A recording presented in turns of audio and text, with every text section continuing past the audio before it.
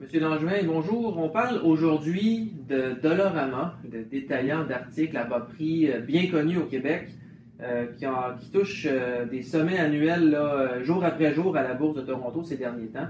Parlez-nous un petit peu de cette entreprise-là, à savoir, est-ce que, selon vous, c'est un bon investissement? Bon investissement.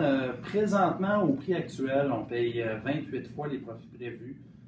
Pour nous, c'est une entreprise extraordinaire, qui a des avantages concurrentiels importants, mais on n'est pas prêt à payer son prix actuel en raison de la capacité de l'entreprise à croître à long terme.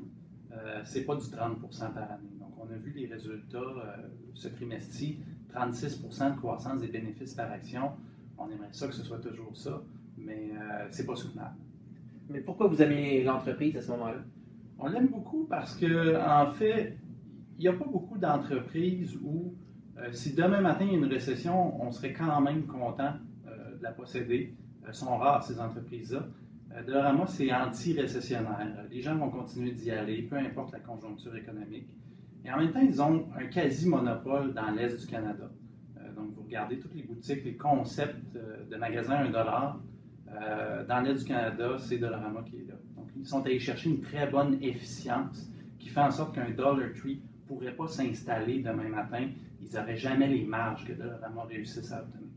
Et Dollarama qui mise aussi de plus en plus sur une stratégie de produits un peu plus chers, donc des produits qui se vendent 2, 3, 4 dollars. Est-ce que cette stratégie-là est soutenable à long terme pour l'entreprise?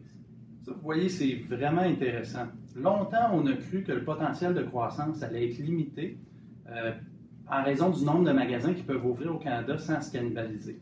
En offrant des produits à prix plus élevés, ce qu'ils arrivent à faire, c'est qu'ils accèdent à des emplacements immobiliers qui sont plus chers qu'autrefois.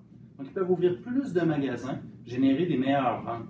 Donc, ça améliore le potentiel de croissance à long terme, mais à notre avis, pas encore suffisamment pour justifier le prix actuel. Et comme vous venez de le mentionner, vous trouvez que l'action est chère en ce moment.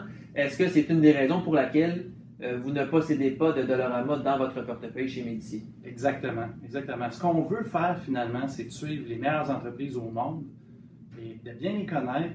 Et au final, si le prix n'est pas attrayant, on va attendre que le marché l'offre à notre prix. Vous savez, c'est rare une entreprise qui exécute toujours à perfection. Un jour, il arrive un élément, il arrive un problème quelconque, et c'est à ce moment-là que vous devez le ramasser. Donc, c'est pour ça qu'on ne le possède pas présentement. Qu'est-ce que vous voyez en ce moment comme opportunité de croissance pour Dollarama? Oui.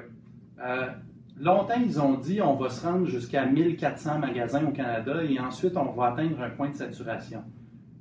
Au fil des ans, on a compris justement avec l'augmentation des prix par item, leur donne des opportunités.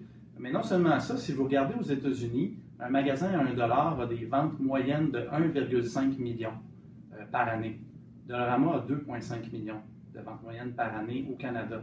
Par magasin? Oui, par magasin. Donc, demain matin, le concept vient à saturation au Canada. Ils peuvent encore ouvrir des magasins avec un potentiel de vente plus faible.